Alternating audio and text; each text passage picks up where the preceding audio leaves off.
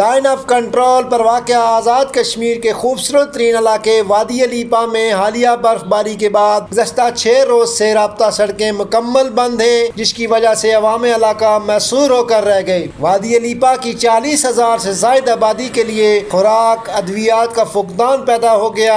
अवाम इलाका सेहत की सहूलियात से भी महरूम है।